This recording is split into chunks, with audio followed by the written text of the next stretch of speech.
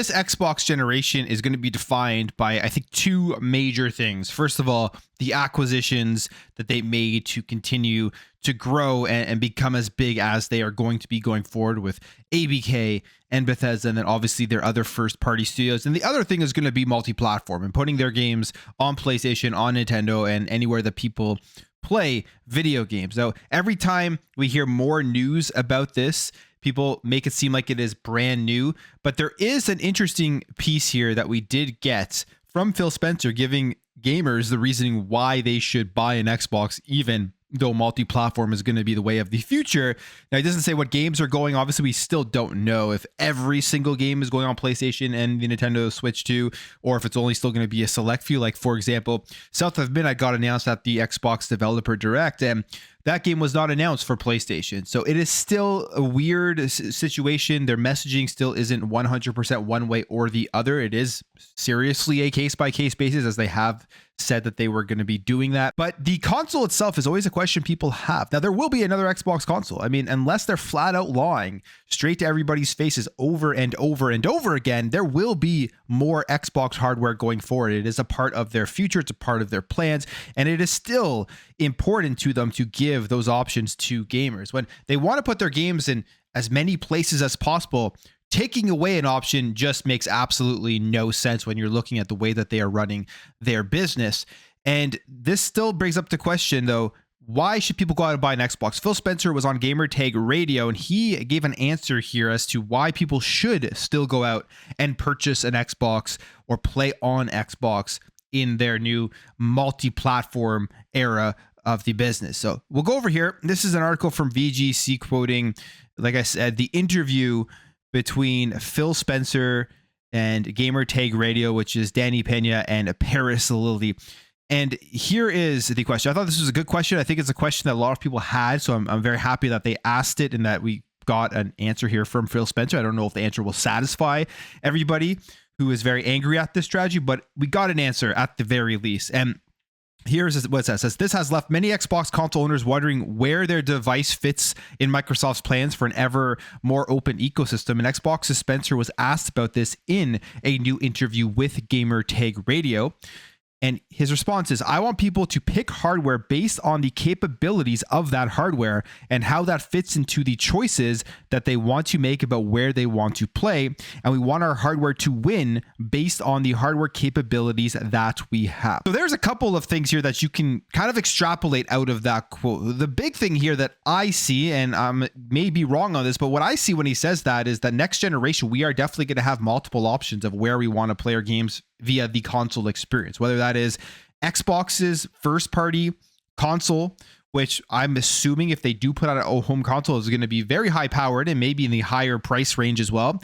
Or is it also going to be the fact that we're going to have multiple options from different manufacturers like Lenovo, like Dell, and Asus that will have different specs, so you can pick the price range and then the actual power you want from the console itself. I think that will be the case, just simply because he also has been talking about the Xbox OS and how the teams over at Xbox are trying to figure out ways and working on very hard to bring the console experience to multiple devices that's handheld. And I think that would actually also be at home consoles. Now, that's just my opinion. It could end up being completely wrong. But that's kind of what I see when he says here that he wants people to be able to pick the hardware based on the capabilities of that hardware and how it fits into the choices that they want to make about where they want to play.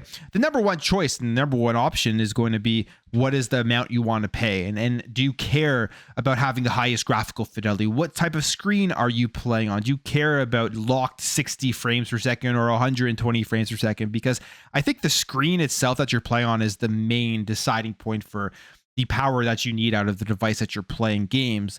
Like, for example, if you're only playing on a 1440p display and you're okay with 1440p 60 frames per second, you don't have to go and try to get the amount of power that will be needed to play 4K.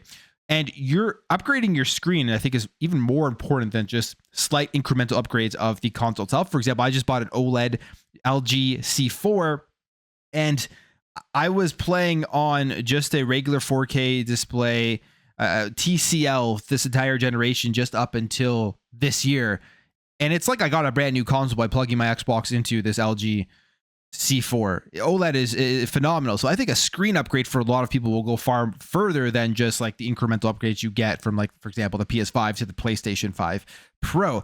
But from that quote itself, it does sound like we're going to have multiple options. And I think more choice is always better for gamers. And then he goes on here and he says, I think the difference that we've seen in the last 20 years, and I think this is good because I come from building games, is it's really games first, not platform first. And that is a huge change that we have seen, because it's really, since the beginning of consoles, has been platform battles, console battles, plastic box battles, going back to Sega versus Nintendo. I mean, there was a huge marketing campaigns where they were just fighting each other back in the day. And then going through, even until now, you still see people that all they care about is what piece of plastic sells more than the other plastic. They don't even, it sounds like they care about the games itself, because the games are there now. There is no more debate as to whether Xbox is producing and bringing games. They are bringing the games. In fact, they are bringing far more games now than PlayStation is bringing, but you still see the same old discourse about the plastic box and the sales of the plastic box, which is kind of tiresome as the industry has evolved. I mean, don't get me wrong. I was involved in the older generations of gaming, and that's kind of how I looked at things for the longest time. But I've definitely changed and evolved over the last number of years, seeing where the business is going and seeing this is a good thing for gamers. Getting more options to play your games is a good thing, no matter where you play. You don't need to be locked into a closed ecosystem. It's kind of something that takes away from the overall consumer's ability to save on games, to choose where they want to play, to do all of these things that come when you have more options on where you can purchase your games. Now, he continues here and says, most of the games that you or I will talk about run across so many different platforms, and those are the games that are having success.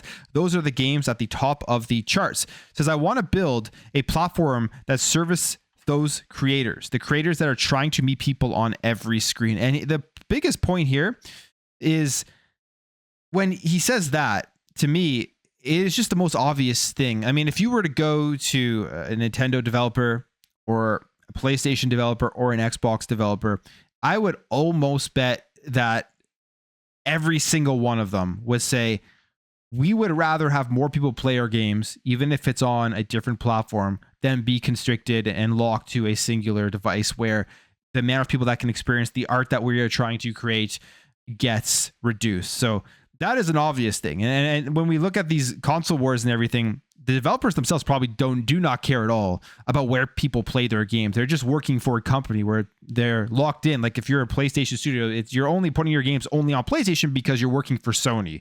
And the corporate overlords are telling you can only do that. But if the developers themselves probably would have no issues and probably would want more people to play their games on Xbox, on PC, on Nintendo, on their phones, because more people that play the things you create, the better it is. Now he goes on here and says, let's say it, our own hardware. I think it's fundamental about what Xbox is. It's not lost to me that box is in the name of our brand.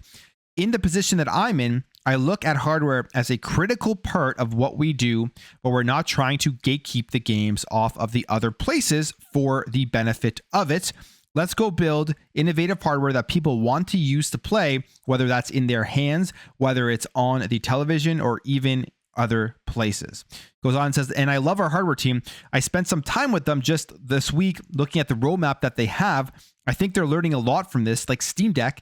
And what does it mean for our games to be there? ROG Ally, Lenovo, what does Xbox mean on those platforms? I don't think we've tuned it perfectly yet, and I've spent a lot of time with the team on that, but I want to make progress there. So mentions here, yes, hardware is still a critical part of the business, and they want to just basically provide other ways to entice people to go pick up an Xbox other than exclusive games. You'll get all the games there.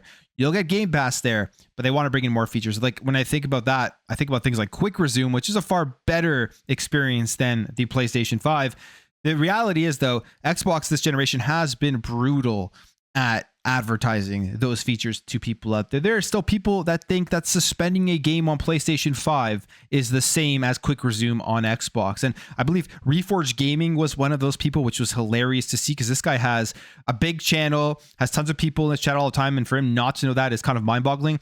But I have experienced it in my own life, just from my IRL friends, who only have PlayStation 5, and I would tell them about Kirkuzu, and they would respond to me and say, oh, PlayStation has that same feature. You can suspend your game. So Xbox and Microsoft, if they truly want to sell their box on the features itself, which I think has much better features than the PlayStation as of right now, they need to get out there, market it, show it to people, and make these campaigns around just the box. Focus on the box and the things that it can do. If they don't do that, they can put as many features as they want in the next generation Xbox, and people just won't care or won't know about it.